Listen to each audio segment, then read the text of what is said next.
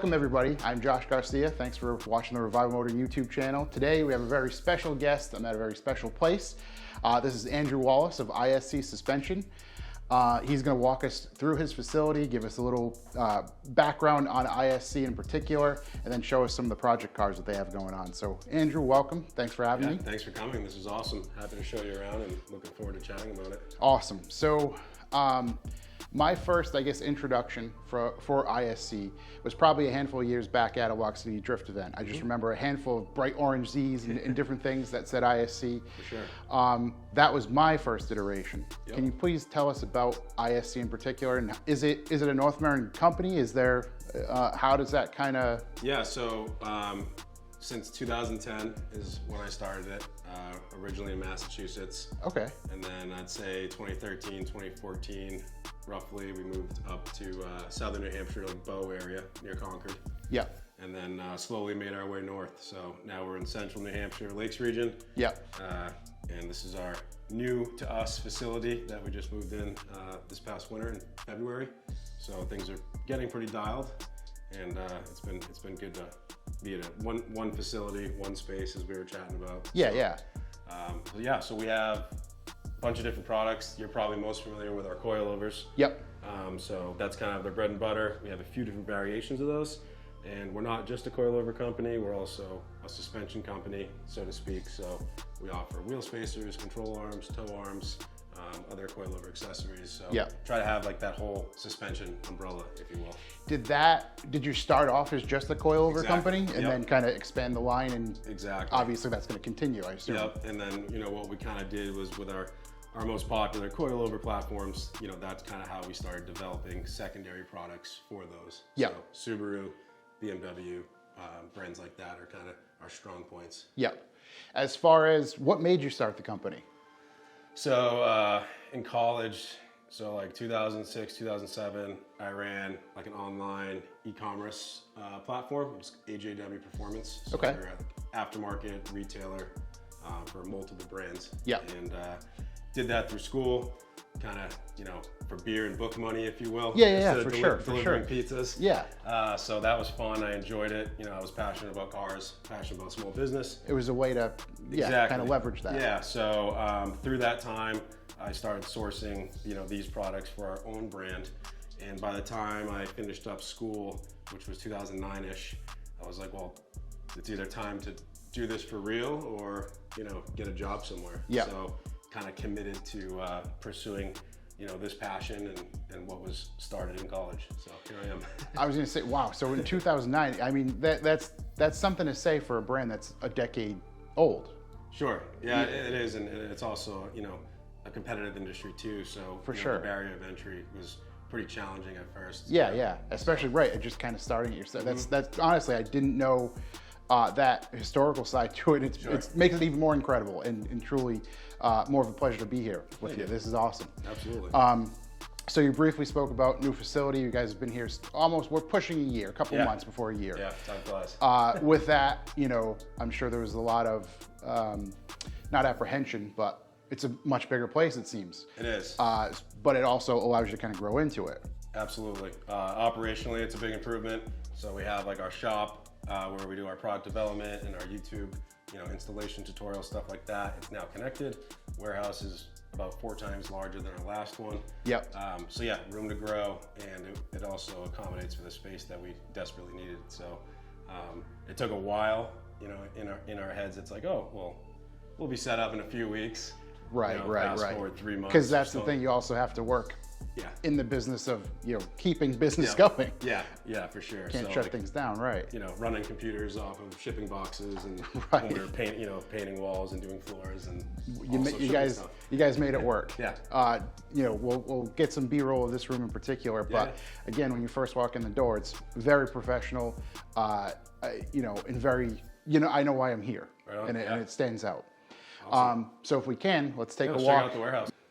So this is where our shipping and receiving obviously happens. Yep. So we got our 2 bays, which is awesome. So day in, day out, small package deliveries, and then our freight comes in and out on this side. So we're able to kind of run both entities of the distribution at the same time. Yep. So again, just a nice improvement. compared to where we were at before. How often do you take large freight deliveries? Is it something that happens daily, weekly? We do freight out to our dealers and distributors throughout the week. Yep. And, you know, container-wise, shipping-wise, it's basically on, you know, monthly is ideal. Yep. But with all the port congestion and chaos going on right Things now. beyond, unfortunately, much beyond our control. Exactly. Yeah. So it's like Christmas when shipments show up. Right, for sure, for sure. So yeah, we just kind of have it organized by brand. You'll see some of our other accessories as well. There's spacers. so much stuff in here. I was truly kind of blown away by the amount of just inventory you have in stock. Sure.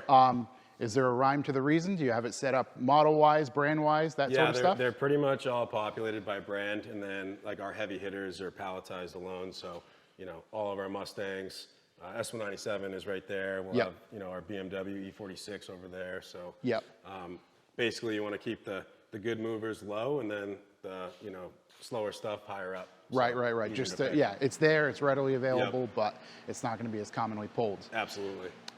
Is there a platform in particular? Does that vary as far as, you know, can you kind of, was there a wave for 350Zs? Is there potentially a wave for S197s? Or is there something that really stands out on a consistent basis? So Subaru and BMW usually battle each other out in terms of like brands that we offer our products for. Yep. S197 and S550 Mustang, we put a lot of emphasis on the past couple of years. Yep. And those have been gaining a lot of momentum, so we're excited about that. Yep. Kind of just tapping into the modern muscle a little bit more has been kind of an exciting avenue to see some results with lately. Yeah, for sure.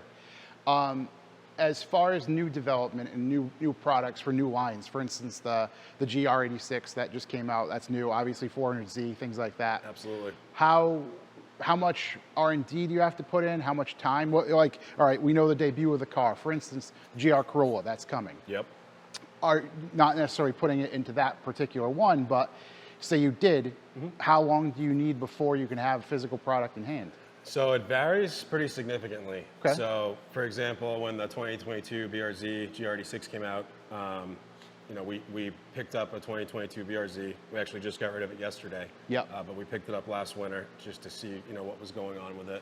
Subaru, for the most part, historically, suspension-wise, they do a good job of kind of being like Legos, if you will. Yep. So that was a quick turnaround because there was a lot of interchangeability with prior generations. Okay.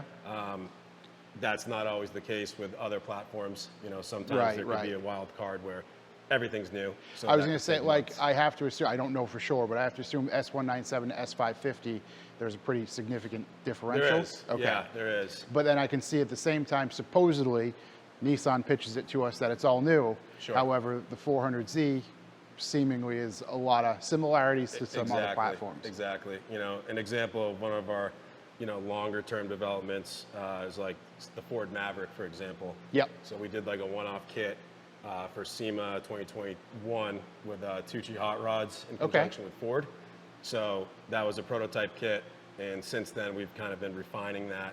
So hopefully Q1 of 23, so you know, in the next few months, we'll have those like on the shelves for the That's consumers. awesome. I honestly didn't know, something like that was. Matter of fact, as I was looking at the Instagram the other day, I did see that project car, but that's super cool. I think you kind of have some leeway there, especially with Ford's lead times for those things. Thankfully, right. You know, but it feels like you'll be ready when they finally do start. Yeah, and you know, a truck is a new venture for us, but that truck is, you know, in a sense, the rebirth of a mini truck, some enthusiasts will say. 100%, I think so, yeah. It seemed like an appropriate platform to dabble in, so we're excited about it. A bunch of them at SEMA. I certainly love those things. You know, if I could, I'd snag one just for a daily right now. Absolutely. So, but yeah. Cool. So not only do you house all this stuff, ship it and receive it, but you also are stocking a bunch of stuff to build stuff on hand for limited applications, if you will. Yeah, we can go check out the assembly area real quick. Absolutely. So this is our assembly alley, if you will.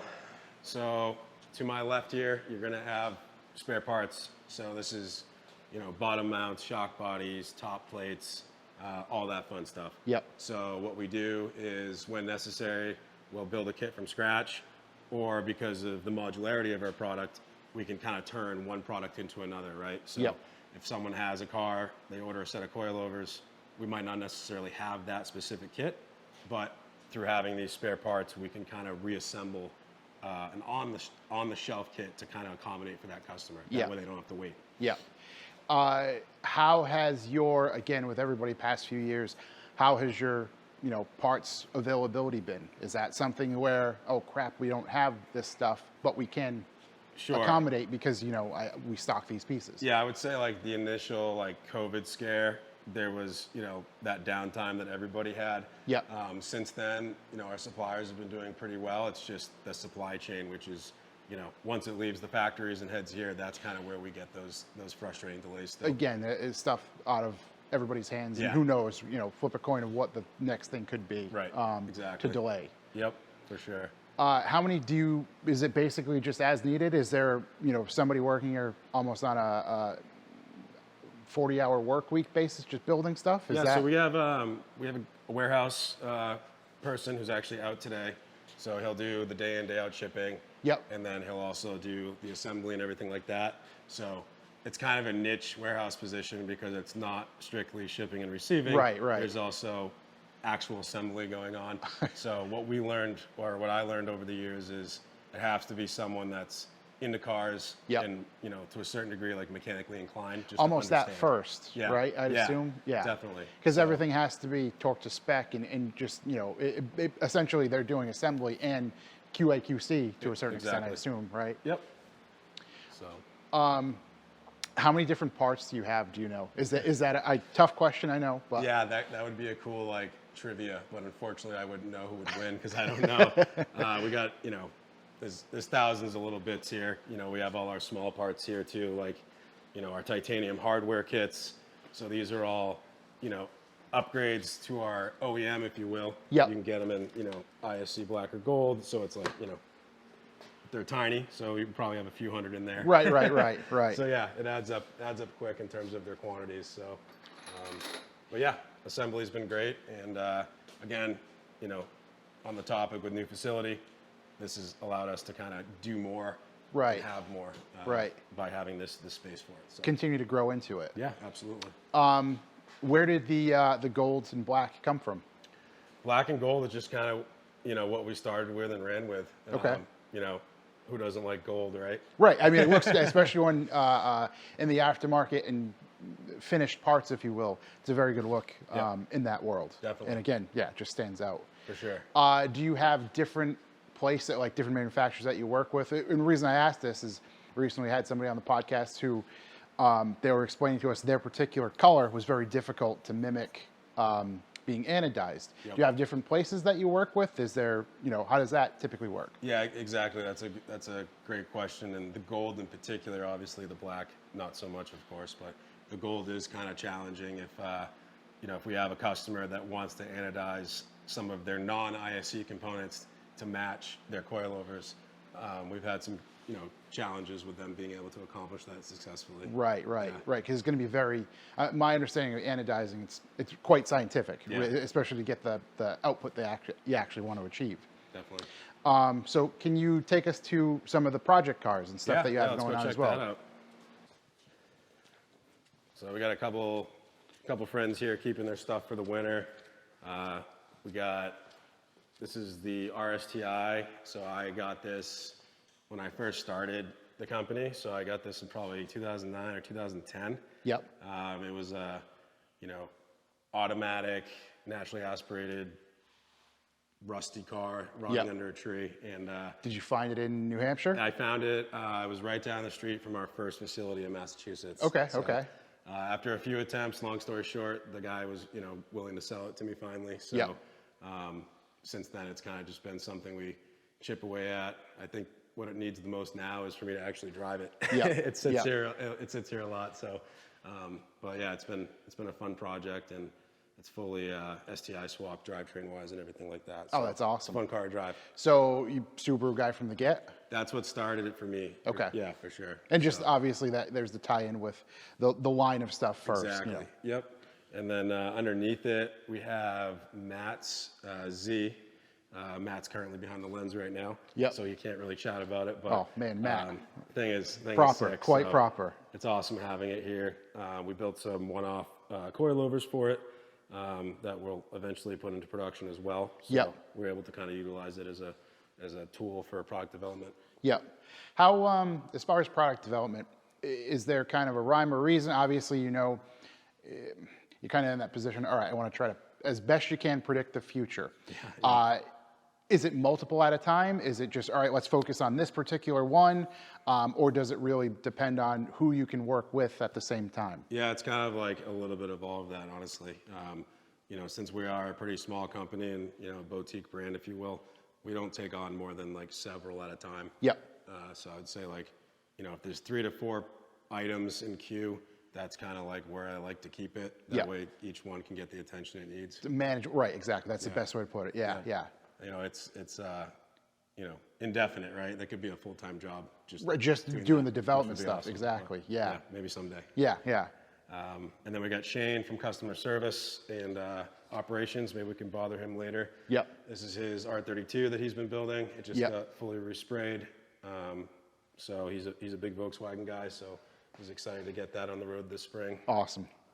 And making our way down here, we got this paperweight. I mean, my 350Z. So this has been kind of out of commission for the past few years. Okay. It's getting staged to travel down to our friends at Kinetic in southern New Hampshire. So we're going to get the motor put back in it. Drifting hasn't really been in the cards the past couple seasons anyways, just because of time and everything. Yeah, for sure. So, but I did get the itch again. We like to drive on the ice a lot in the winter. Yep. So instead of, you know, building another ice car, we decided to get this running like it should have been. Get back into it. Hopefully we'll be using that this winter on the ice. Yeah, that'll be awesome. Yeah, for sure. That ice stuff is fascinating to me. Yeah, we'll have to probably addicting. talk more about that after. Yeah, you might have to come up for a video. Oh, for sure. Yeah, 100%. Would love to. Buddy Justin's car, he just got it. Justin actually used to work here at ISC, and he does some drawings for us as well with some of our products. But needed a place to keep it, so of course, since it's here, we're going to make coilovers for it. So that'll be a thing this winter. Awesome. We had some snow the past couple of days, so this thing's a mess, but this is our newest current ISC project car. Okay. So this is our F30 X-Drive. So And this is the one you drove through the boxes the other day, right? it sure is, yeah. Yeah, we had to do some polishing and compound to get some of the scuffs out. But yeah, so BMW, like I said earlier, strong point. We do a ton of, you know, E90 and E90 X-Drives. Yep. So obviously this is kind of like the next generation of that. So we wanted to put some focus in, you know, developing new products, refining our current products, and just having a BMW to switch things up. So How often do you refine current products? Is that, let me rephrase that, or add to it, sorry. Is that as technology advances, you know, oh, now's a good time, I know they just came out with this, this, or this, or is it something that you have in the back of your mind anyway?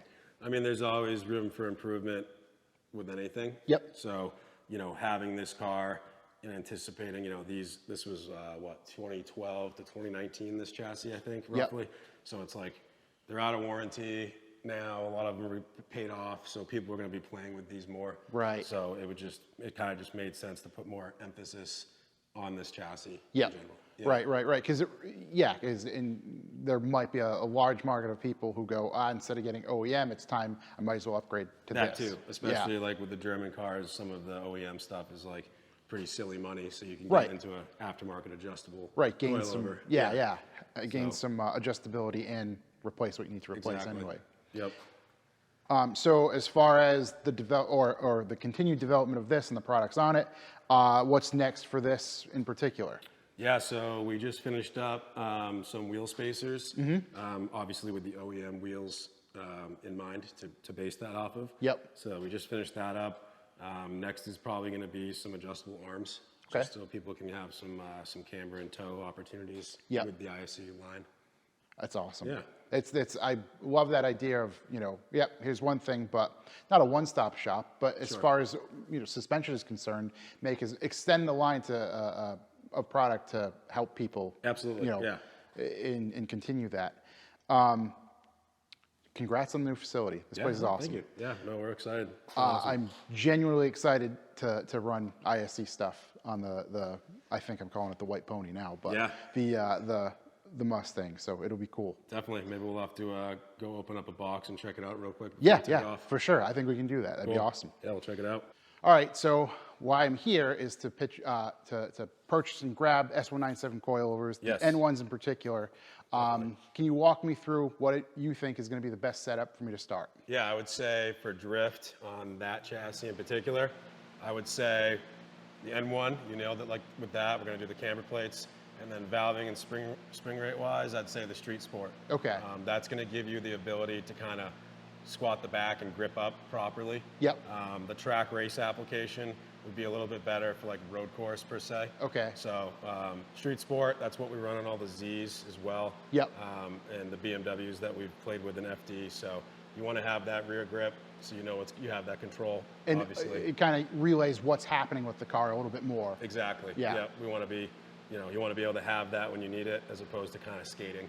Right. So. And not having that feel, essentially. Yep. Absolutely. Can we grab a set Yeah, and we're take a actually look? right in front of them.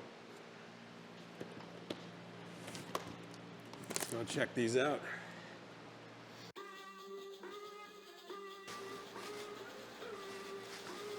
Here you are, sir. Sweet.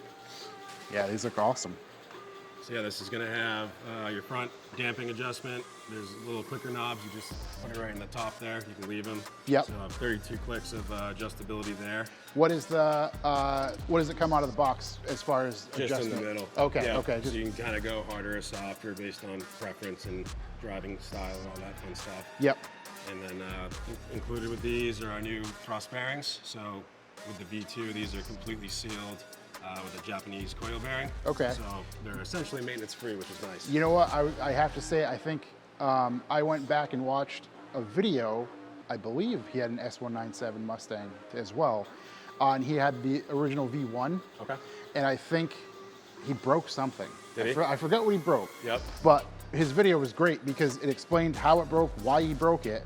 And then he said he got in touch with you guys. And you guys just shipped him the V2, Yep. like no questions asked, just, oh yeah, we'll take care of you. You're running these here, you're back up and running. Absolutely. And he was just like enamored because, it was like a year and a half or so out of when he bought him or whatever it was. It was actually really cool to hear and see. Yeah. And that's almost another piece that led me to like finally getting in touch with you guys to find out like what we can do.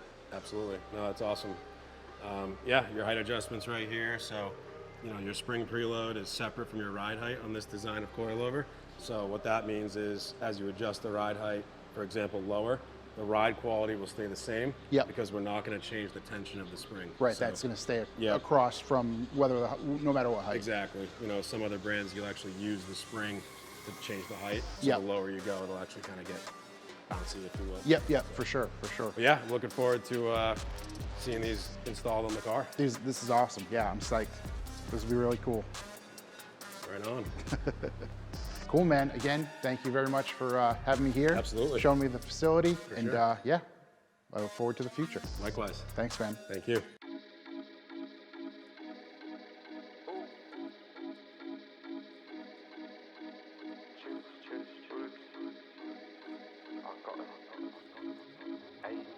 Got you tulips in a twist. Hand up boss like communist. No, I can never ever get back all the things I missed. But I'm that man that think you got the gist. Got you tulips in a twist. Hand up boss like communist. No, I can never ever get back all the things I missed. I'm that man that think you got the gist. Could've if flipping too hard, so I'm waiting for two. All these things blowing up my phone like, where are you? Only ever got time for one that wants my boo. Cause the bum bum bum bum bum. If the luck ain't true, stay out of my face. Ain't no way you're winning this race. Look like a fool when you're trying to keep pace. You don't even stand a chance keeping up anyway. Hey, hey, hey, I'ma spare you the pain. Keep this